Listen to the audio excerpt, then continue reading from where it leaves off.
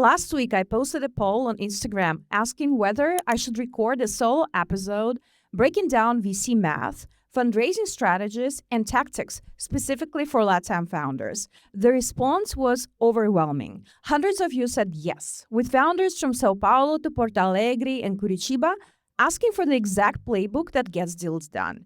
Here's the thing. Most fundraising advice is written for Silicon Valley startups with different market dynamics, investor networks, and exit paths.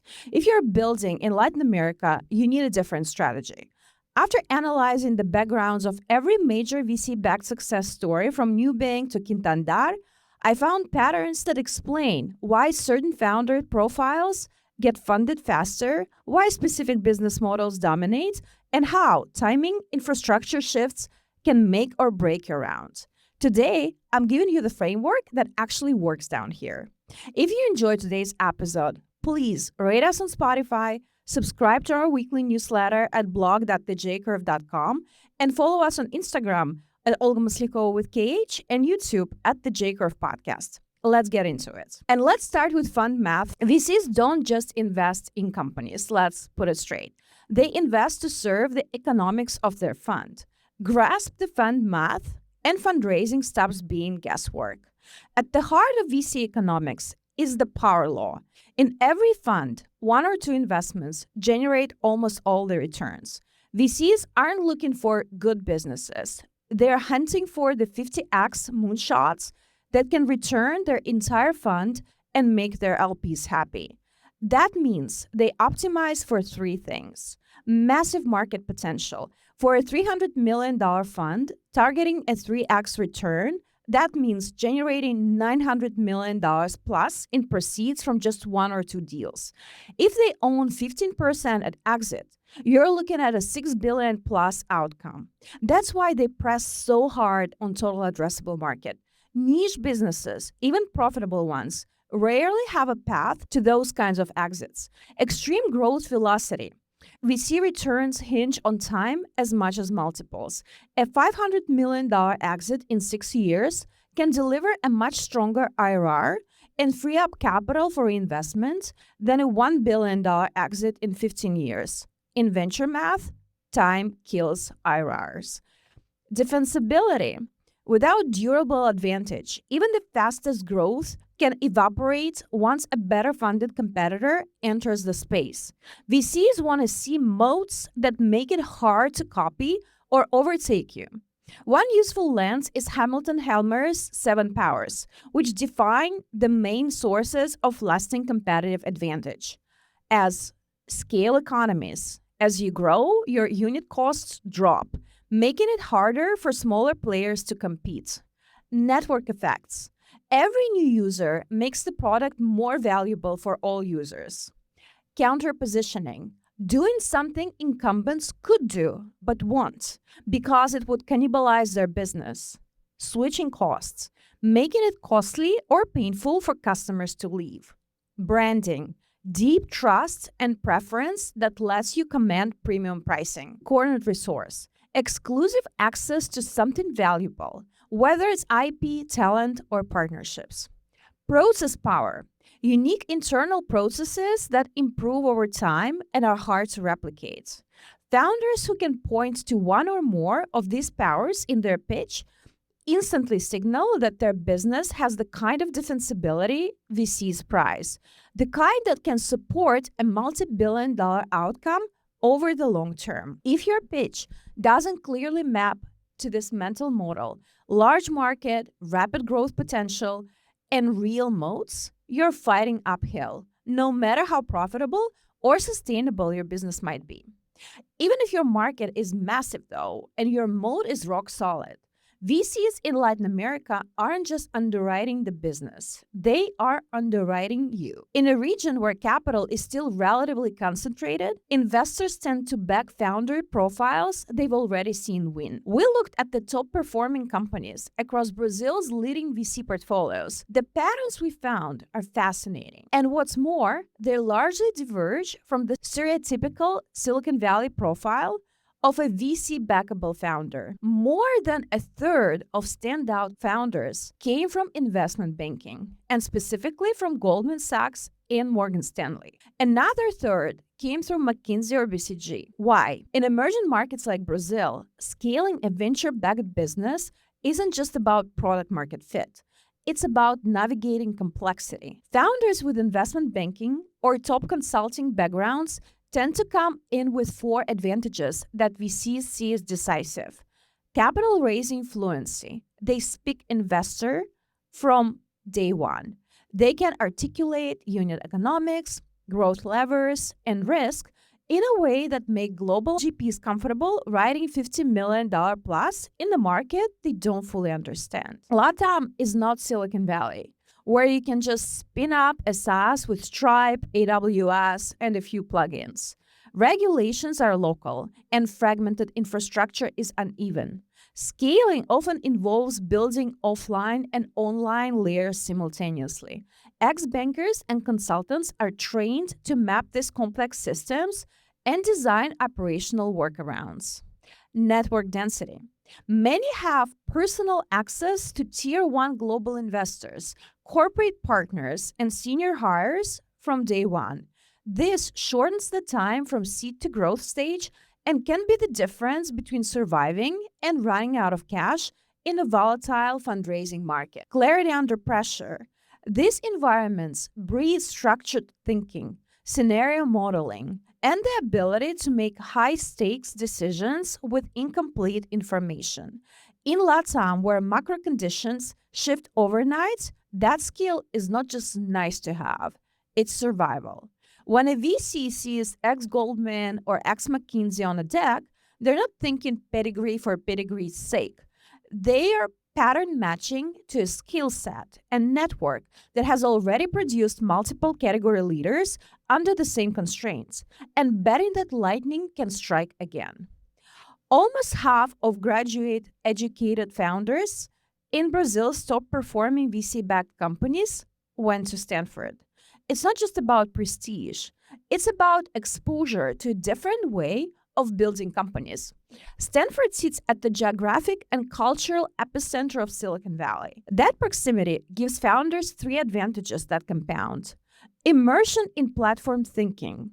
At Stanford, you're surrounded by founders, professors, and investors who default to category creation rather than incremental improvement. First degree access to top-tier networks, guest lectures from Sequoia partners, office hours with alumni at Google, early exposure to angel investors who later become Series A leads. For a founder returning to Brazil, those relationships can open doors that would otherwise take years to build locally. Rehearsing at global scale. The case studies, peer projects, and startup ecosystems around Stanford force you to think in terms of billion-user markets and defensible moats from day one. That mindset is rare in LATAM, where many ecosystems still default to local or regional ambitions. The real takeaway here is not that Stanford is the only path. It's that it systematically produces founders who already think, act, and network like the companies VCs hope their capital will build. That mindset directly shapes what these founders choose to build. It's no accident that when you scan the portfolios of Brazil's most successful VC-backed companies, 3 categories dominate: B2B SaaS, Fintech, and PropTech. B2B SaaS delivers the holy trinity of venture needs: recurring revenue that compounds, near zero marginal costs, and sticky customer relationships thanks to high switching costs. Fintech plays on an almost infinite TAM. As of 2025, Brazil alone has around 60 million unbanked adults. Strong regulatory tailwinds and ubiquitous Pix adoption topping 187 million users, or about 87% of Brazil's adults. PropTech goes after Latin America's largest asset class, where processes are so outdated that digitization isn't an upgrade, it's a leap forward. But the business model is only half the equation. The other half is market selection. And here, the winners show remarkable consistency. Every top performer targeted markets with 2 non-negotiables: at least $10 billion in addressable opportunity a grotesque inefficiency that technology could fix. When you combine a model that compounds with a market so broken it begs for a solution, you get the rare conditions where 50x outcomes become plausible. Now, timing was everything. The biggest winners didn't just build the right product, they launched when infrastructure shifts made their solution suddenly possible and adoption inevitable. The strongest vintage was 2012. 3G finally worked, covering almost the entire population. Smartphone penetration crossed the threshold where mobile first became a viable default. A rapidly expanding middle class unlocked new demand for credit, mobility, and digital services. Venture capital began flowing at scale. Companies like QuintoAndar, Creditas, then Bank Fácil, and 99 weren't just building good products. They were riding a stack of tailwinds that made those products possible. If 2012 was smartphones plus 3G plus emerging middle class, 2025 is Pix plus open finance plus WhatsApp Rails plus AI, a stack that lets the right product catch a distribution wave immediately. Founders who time their entry to those rails don't just reduce friction, they compress go-to-market, cut cost of user acquisition, and expand TAM in ways that map perfectly to fund math. The common thread here is that outlier outcomes aren't serendipity. They're the product of founders stacking the odds in their favor. Founders who raise fastest on the best terms and scale into category leaders tend to nail four things early. Backable profile. If you don't match a pattern VCs already trust, ex-banker, ex-consultant, Stanford network, scale-up operator, borrow it. Bring on a co-founder, senior hire, or advisor who does. Category fits. Tilt toward model that compound. B2B SaaS, Fintech, or PropTech. Unless you have a story so exceptional, it breaks the mold. Market choice. Chase a $10 billion plus market with a glaring, painful inefficiency. Could be better, isn't enough. Aim for actively broken. Timing tailwinds. Launch when structural shifts, Pix, open finance, WhatsApp, AI, make adoption frictionless, but before the gold rush begins. If you can stack those elements, you're no longer hoping a VC will see your potential. You're presenting them with the exact kind of founder, company, and opportunity their fund math is built to bet on. Now, even if you check all those boxes, there's another factor that can make or break your chances. One that has nothing to do with your product and everything to do with the investor's own clock. VC funds have defined investment periods, usually the first 3 to 5 years of a 10-year fund, when they actively deploy capital into new deals. After that, they typically shift into reserve mode, using most remaining capital to support existing portfolio, rather than backing fresh ones. This is why a $100 million fund in year 2 of its investment period can be a better target than a $500 million fund in year 8, even though the bigger fund might look more impressive on paper. Timing also changes behavior. Early in the fund, partners are hungry to make new investments and fill their portfolio slots. Late in the cycle, they become more cautious, backing only the companies that they believe can deliver a fast, meaningful impact on fund performance. When you meet with a VC, it's worth finding out, directly or indirectly, 4 things. Fund size sets the stage for their check size expectations. Fund number. Are they on Fund 1, Fund 2, Fund 3, or Fund 7? This signals maturity and track record. Vintage year, the year the fund was raised, founders obsess over fund size and brand name. The real questions should be, where are they in the fund cycle? How much dry powder is reserved for new deals versus follow-ons? You don't have to sit across from a partner and bluntly ask, so how much money do you have left to invest? There are quieter ways to get the answer before you walk into the meeting. Check industry databases, PageBook, Crunchbase, Preqin, and CB Insights often list a fund's vintage year. TechCrunch or the VC's own press releases can work too. Look at their website. Many funds list portfolio companies by year. If their last big batch of new investments was 3 to 4 years ago, and recent updates are mostly follow-ons, they may be late in the cycle. Scan LinkedIn updates. Partners and associates post about deals they've closed. A flurry of new deal announcements in the last year signals a fresh fund. Sparse or mostly follow-on activity points to reserve mode. By piecing together public data in casual conversations, you can walk into a meeting already knowing whether they are in a position to back you now or if they're more likely to watch and wait. The second one, stop treating investors like ATM.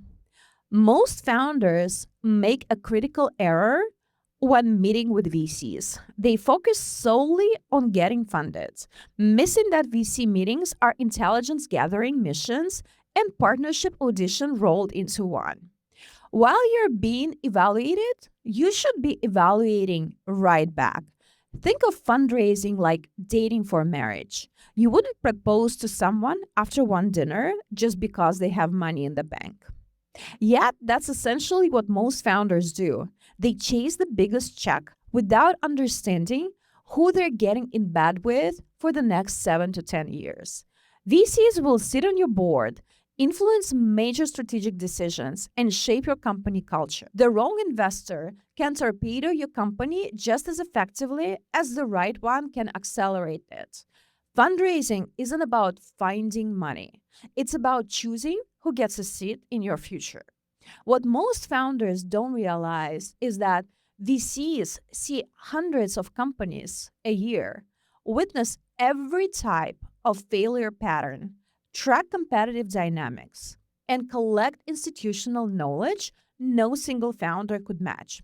But here's where most founders drop the ball. They ask surface-level questions and walk away with surface-level answers. To truly assess a VC, you need to go beyond polite curiosity and into questions that show how they think, how they operate, and whether they're actually equipped to help you win. When you ask, what's the biggest mistake you've seen companies in our space make? Strong answer might be, in your space, we've seen companies get seduced by enterprise deals too early. They land one big client, think they've cracked the model, then burn 18 months trying to replicate it before realizing they needed to dominate SMB first. Less impressive answer might be, companies often scale too quickly. Pause for a second and ask yourself, if you ask that question today, how confident are you that you'd get the first answer, not the second? Another one, if this company were to go public, what would you expect the fundraising history to have been? A good VC might walk you through a sequence. $2 million to prove PMF, $10 million to scale sales and marketing, $25 million for market expansion, then growth capital once you hit 50 million ARR.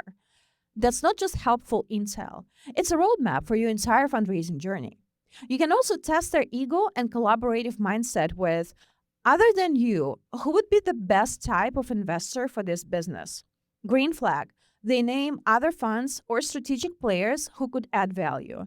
Red flag, we're really the best fit. If an investor can't name another investor who'd be good for you, they're thinking about their ego, not your outcome. And then there's what I think is the single most powerful question. What would have to be true for you to write a check tomorrow? A thoughtful VC might say, we'd need to see you close that enterprise pilot you mentioned, bring on a VP of sales with marketplace experience, and show us 20% month-over-month growth for 3 consecutive months. But honestly, what would really get us excited is seeing how you handle the next product iteration. We want to back founders who obsess over user feedback.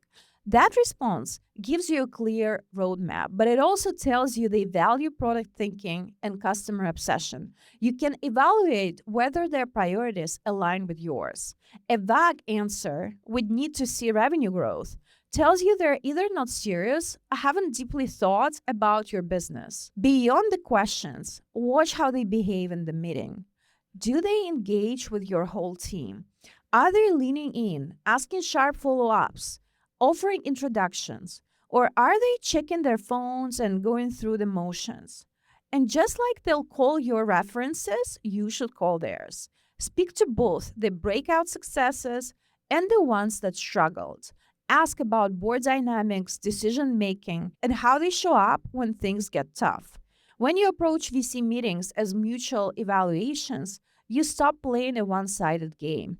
You're not just pitching for approval, you're building a coalition that help you turn your vision into reality. But finding the right investors is only half the battle.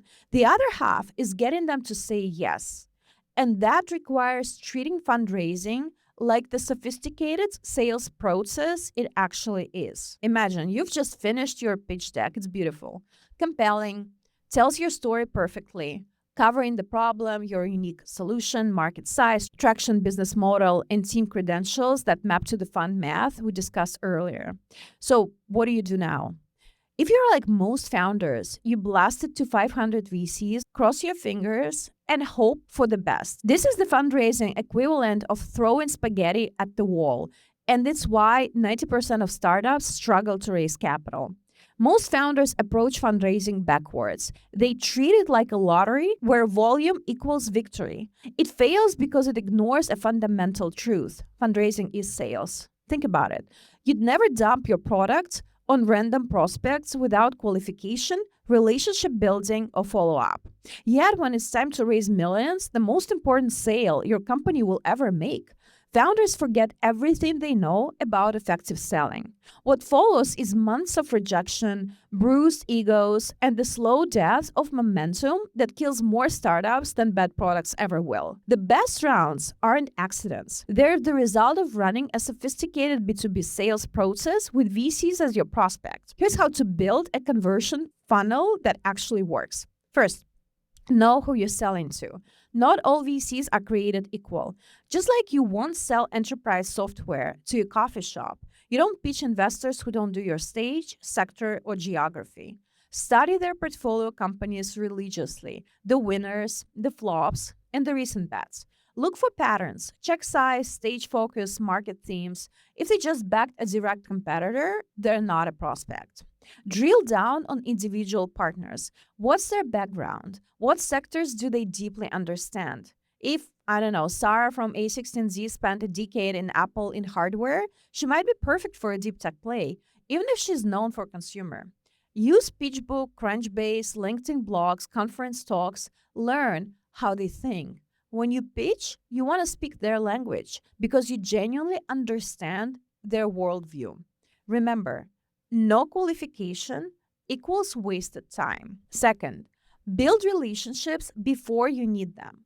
Here's where most founders mess up. They only reach out when they need money. By then, it's too late. The best relationships start 6 to 12 months before the raise. Share quarterly updates with key metrics, partnerships, or milestones. Ask smart questions and request intros to portfolio CEOs who could become customers or partners. The goal isn't to become best friends with every VC in Silicon Valley or Faria Lima.